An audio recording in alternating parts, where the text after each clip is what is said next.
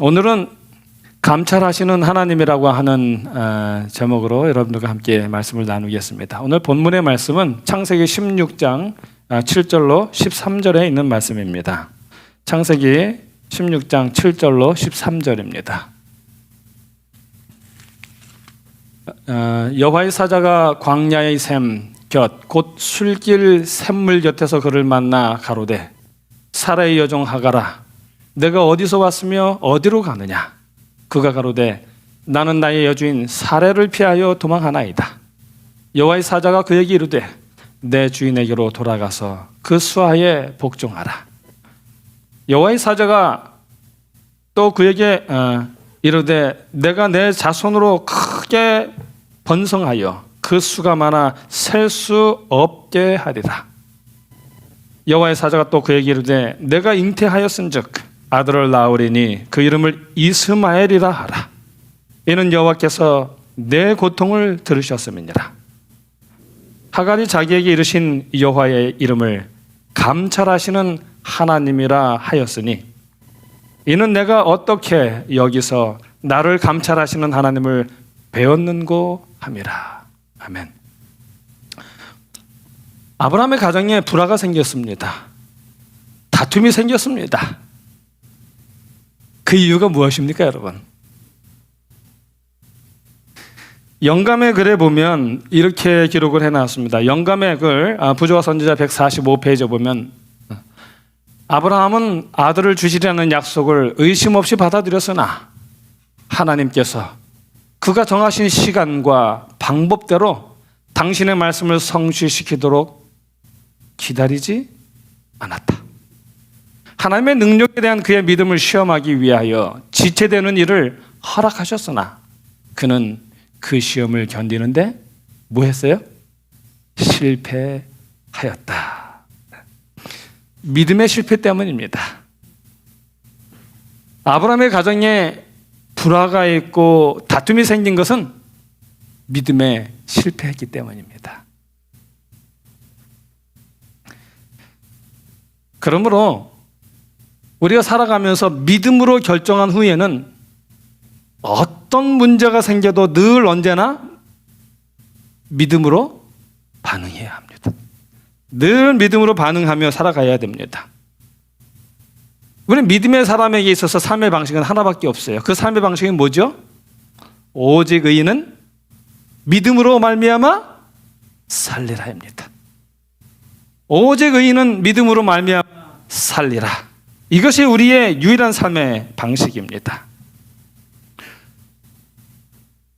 오늘 말씀은 하갈이 하나님을 만나고 난 다음에 그 하나님을 뭐라고 말했는가 하면 우리 하나님은 감찰하시는 하나님이야 라고 이야기를 했습니다.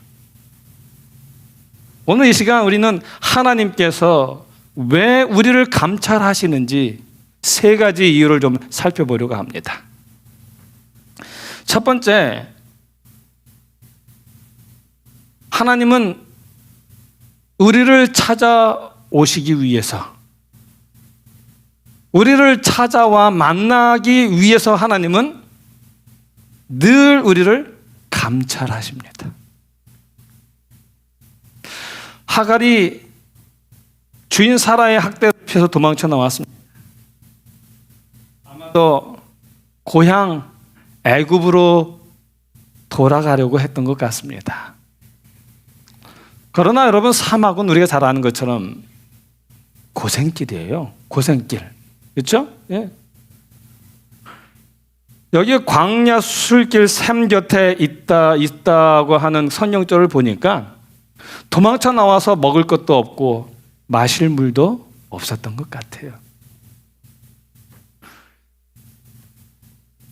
연약한 여인이, 그것도 임신한 여인이 유산이나 출산의 위험도 있는데 아무도 없는 광야를 여행한다는 것은 아주 무서운 일이고 외로운 길입니다.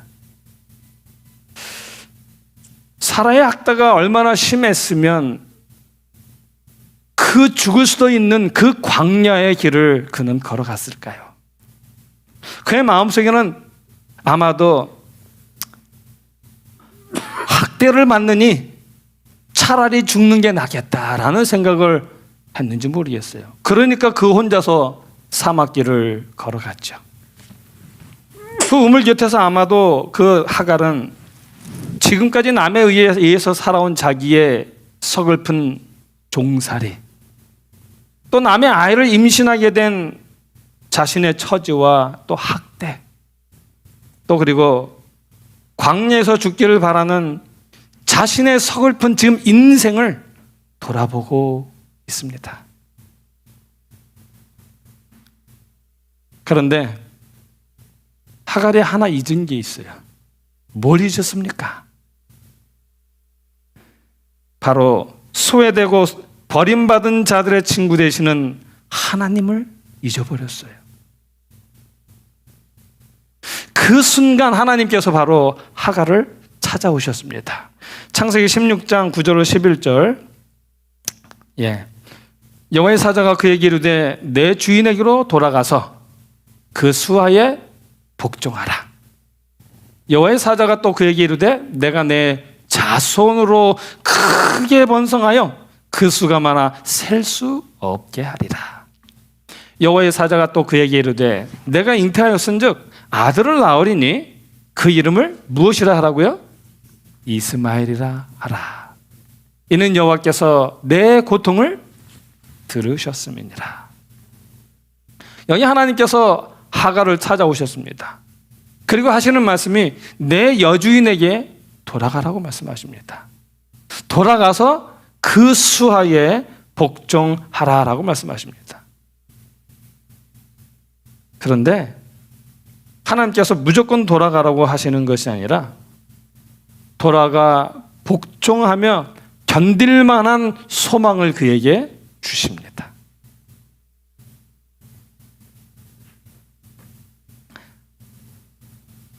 하나님께서 그 태 속의 아이 이름을 이스마엘이라고 이름도 지어주시고 뿐만 아니라 그 후손의 번성까지도 약속해 주셨습니다.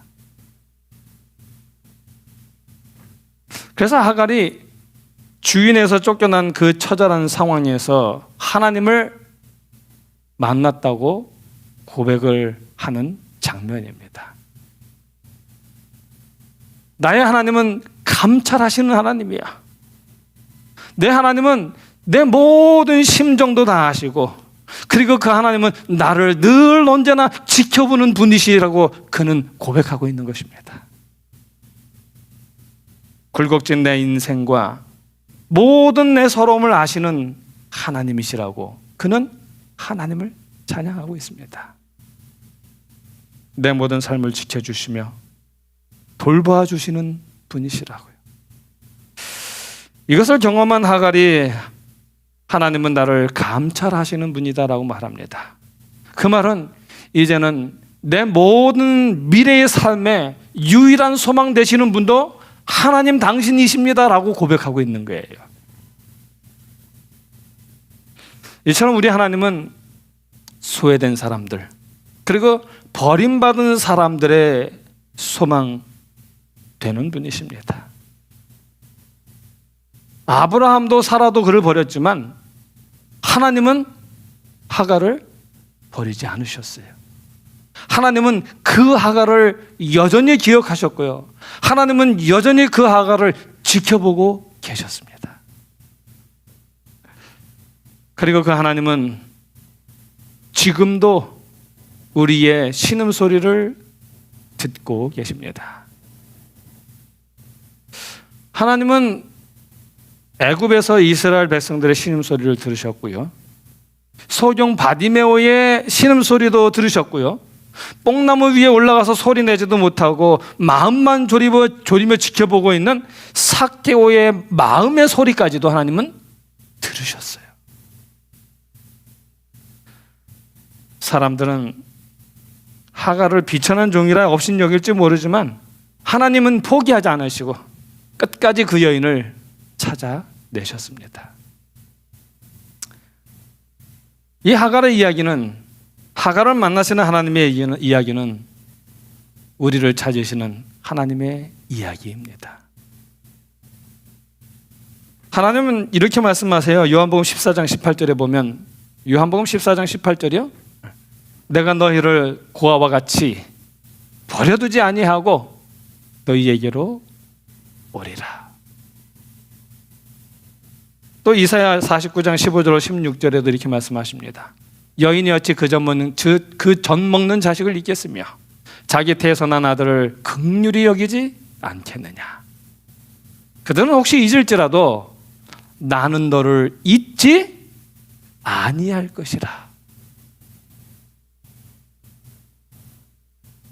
아기를 낳은 엄마가 아기를 잊을 수 있을까요? 마지막 때라서 그런지 이상한 일들이 많지만 정상적으로는 있을 수 없는 일이죠. 있을 수 없는 일이에요. 있을 수 없는 일은 혹 일어날지라도 하나님께는 절대로 그런 일이 있을 수 없다는 말입니다. 그래서 16절에 내가 너를 내 손바닥에 새겼고 너의 성벽이 항상 내 앞에 있나니. 하나님은 우리를 찾아오시는 하나님이십니다. 그리고 지금은 하나님은 찾아오시는 정도가 아니라 보혜사 성령을 통하여 아예 우리 안에 함께 계십니다. 마태복음 28장 20절에 우리 예수님께서 이렇게 말씀하셨죠. 볼지어다 내가 세상 끝날까지 너희와 항상 함께 뭐하리라? 있으리라. 세상 끝날까지 너희와 항상 함께 있으리라.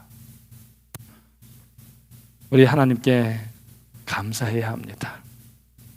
왜냐하면 우리 하나님은 우리를 언제나 감찰하시는 하나님이시기 때문에 그렇습니다. 하나님은 언제나 우리의 그 심정의 외침을 듣기 위하여 늘 귀를 기울이고 기다리시는 분이시기 때문에 그렇습니다. 좌절하여 쓰러지는 그 결정적인 순간에 우리를 만나 일으켜 세워주기 위하여 하나님은 우리를 감찰하시는 하나님이십니다. 그러므로 우리가 하나님께 감사해야 합니다. 우리의 삶에서 힘들 때 하갈처럼 하나님 앞에 털어놓으면 좋겠습니다. 내 아픔과 슬픔을 하나님 차라리 죽고 싶어요 라고 말할 수 있으면 좋겠습니다. 하나님께 나의 심정을 아뢰고 그래서 그 하나님의 위로를 받고 그리고 그 나를 감찰하시는 하나님을 만나는 매일의 생일을 살게 되시기를 간절히 바랍니다. 그 다음에 두 번째, 하나님은 우리의 기도를 듣기 위해서 늘 감찰하십니다. 창세기 16장 11절에 보면 여호와의 사자가 또 그에게 이르되 내가 잉태하였은즉 아들을 낳으리니 그 이름을 이스마엘이라 하라. 이는 여호와께서 내 고통을 뭐 하셨습니다?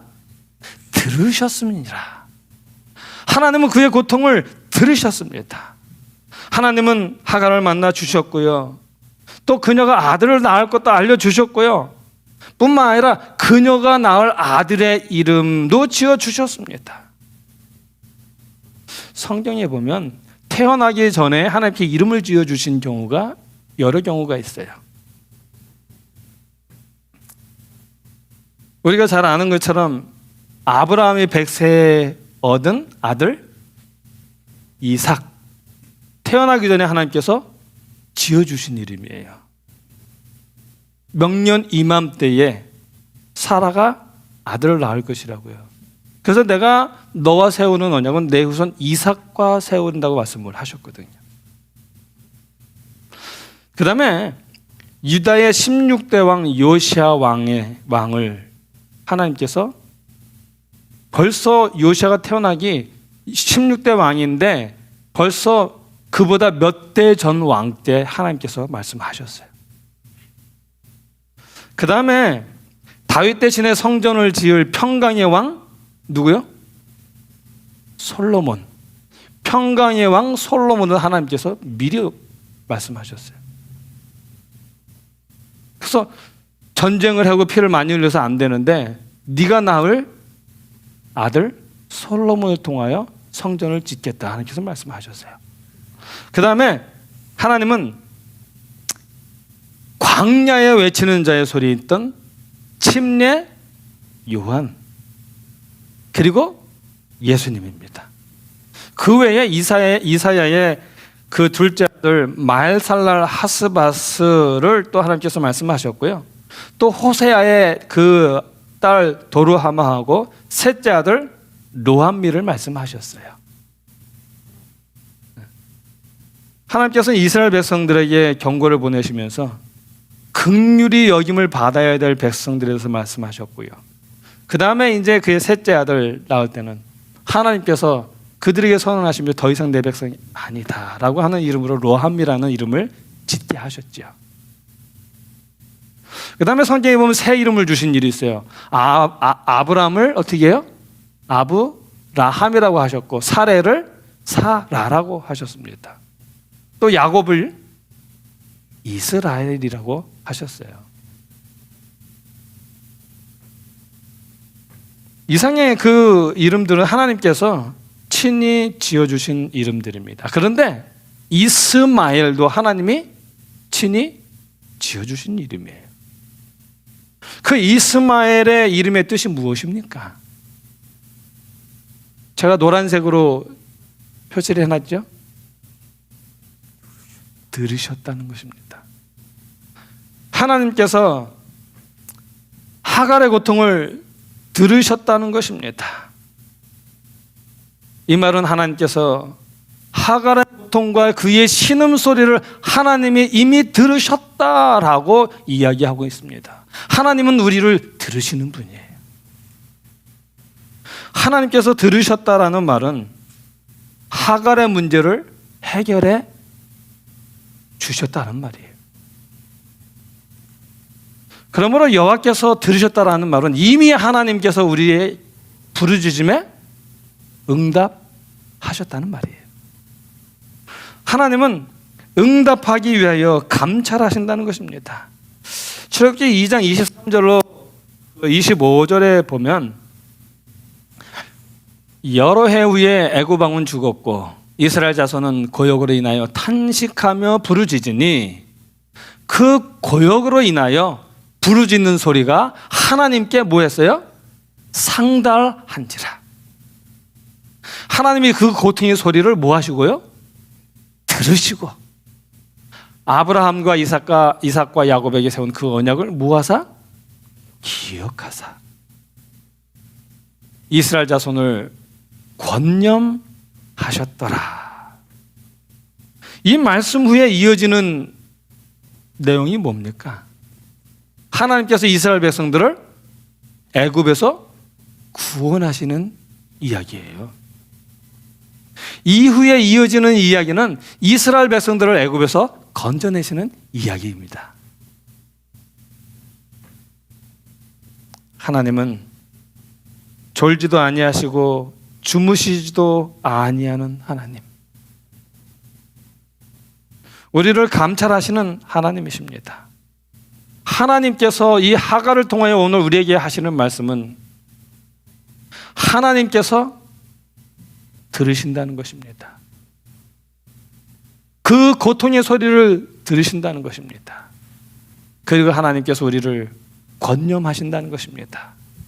응답하시겠다는 것입니다. 해결책을 주시겠다는 것입니다. 인도하시겠다는 것입니다.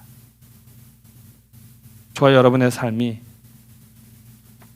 하갈처럼 하나님을 향하여 소리 지르고 외치고 기도하는 아름다운 삶이 되기를 간절히 바랍니다. 그 다음에 마지막으로 세 번째입니다. 하나님께서 우리를 감찰하시는 이유는 우리에게 복을 주기 위해서 감찰하십니다. 하나님께서 하갈에게 복을 주셨지요. 내 자손을 크게 하고 셀 수 없게 하겠다. 그런데 우리가 잘 아는 것처럼 사실 하갈은 복받을 자격이 없는 여인이었습니다. 그러나 하나님은 그에게 복을 허락하셨어요. 그 주인을 배반하고 도망치는 그 여인에게 하나님은 복을 주셨습니다.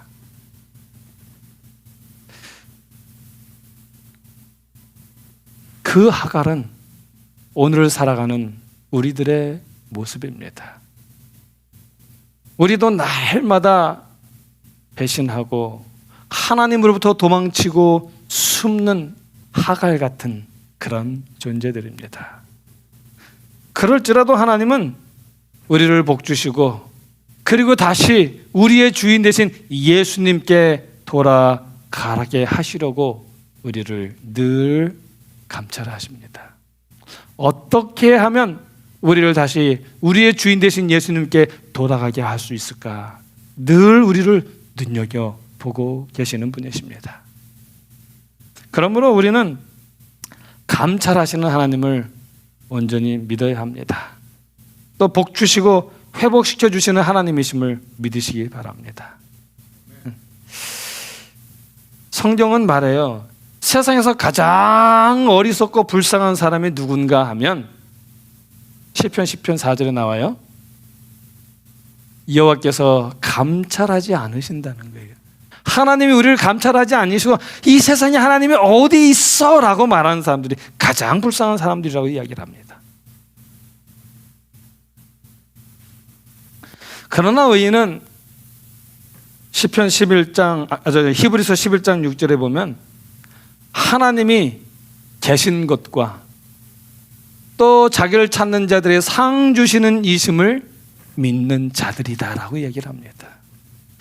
의인이 이 사람이에요. 하나님이 계신 것을 믿고 하나님이 상 주시는 분이심을 믿는 것이 바로 의인이에요. 그 사람이 의인입니다. 우리 하나님은 감찰하시는 하나님이십니다. 왜냐하면 우리를 만나기 위하여 그리고 우리의 기도를 들으시기 위하여 그리고 우리를 회복시키기 위하여 늘 감찰하시는 분이십니다. 아무쪼록 우리의 삶에서 힘들고 어려울 때에 좌절될 때에 하갈을 만나신 감찰하시는 하나님을 기억하시기 바랍니다. 그래서 그 하나님을 만나시고 그 하나님을 의지함을 통하여 다시 일어서시고 믿음으로 승리하시는 여러분과 저의 삶이 되기를 간절히 바라면서 오늘의 말씀을 줄이겠습니다. 아멘.